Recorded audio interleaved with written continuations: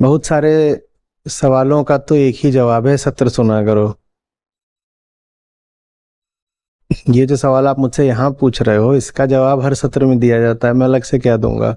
विक्रम राज, आप जो सवाल पूछ रहे हैं हर सत्र में उसका जवाब दिया जाता है, उसका मैं कोई अलग जवाब नहीं दे सकता आपको।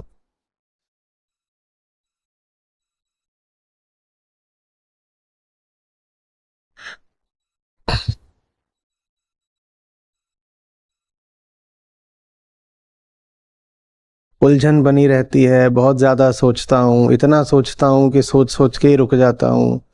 जो सही काम है वो करना चाहता हूँ, लेकिन डर और संशय रोक लेते हैं।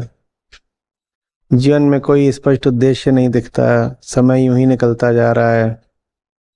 छोटा सा काम भी घंटों घंटों में करता हूँ।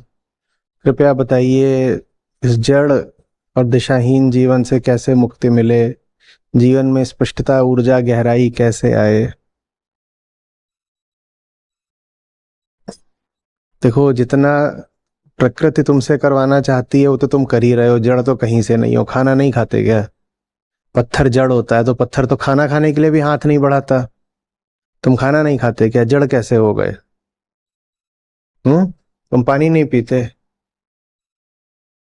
तुम्हारी पलकें नहीं झपकती, तुम्हारी जबान नहीं चलती, तुम्हारे कदम नहीं चलते, जड़ कैसे हो गए?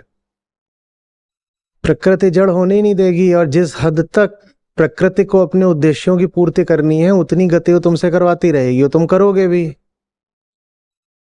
शादी करोगे, बच्चे पैदा कर लोगे, जड़ के क्या बच्चे पैदा होते हैं?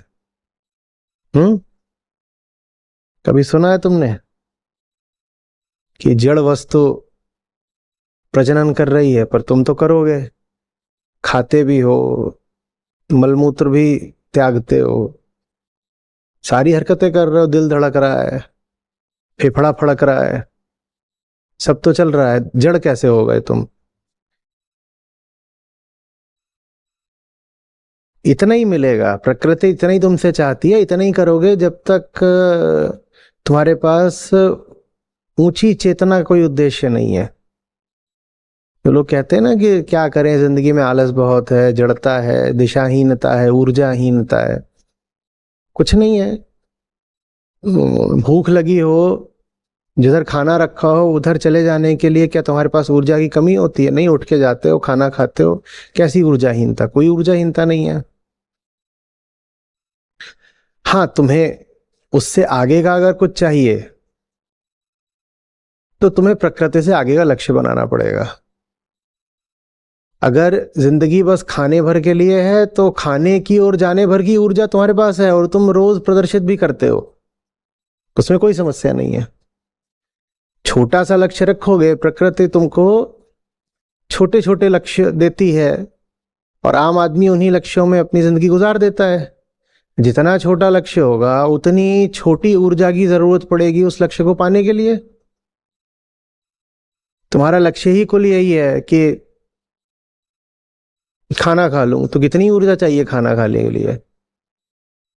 कमा लोगे, खा लोगे। तुम्हारा लक्ष्य ही यही है कि एक घर बनवा लूं, तो कितनी ऊर्जा चाहिए एक दो तीन कमरे का घर बनवाने के लिए? इधर उधर से कमाओगे, घर बनवा लोगे अपने लिए। और प्रकृति आपको यही लक्ष्य देती है। हर चिड़िया अपने लिए घोंसला बनाना चाहती है, तो ऐसे ही हर इंसान अपने लिए घर बनाना चाहता है। ये प्राकृतिक लक्ष्य है, ये प्राकृतिक लक्ष्य है। और प्राकृतिक लक्ष्य हमेशा छोटा होता है, बहुत छोटा होता है। यही होते हैं दो चार, इससे आगे कुछ भी नहीं होता। खाना पीना, सो जाना, आराम मिल जाए, कुछ आज के लिए रख लो, कुछ आज के लिए खाओ, कुछ कल के लिए बचाओ, और प्रजनन। और फिर जब संतान पैदा हो जाए तो संतान को अपना थोड़ा बचा के रखो कि मर ना जाए और बड़ी हो जाए। संतान की भी कोई चेतना जागृत करना प्राकृतिक लक्ष्य नहीं होता। प्राकृतिक लक्ष्य वैसे ही होता है, माँ की ममता, कि उसको नहला दो, धुला दो, मालिश कर दो और खूब सारा खाना खिला दो, और उसके फिर काला टीका लगा दो, कह दो बहुत बढ़िया हो गया बच्चा। उसकी चेतना किधर को जा रही है इससे कहाँ कोई ममता को इससे कोई फर्क नहीं पड़ता।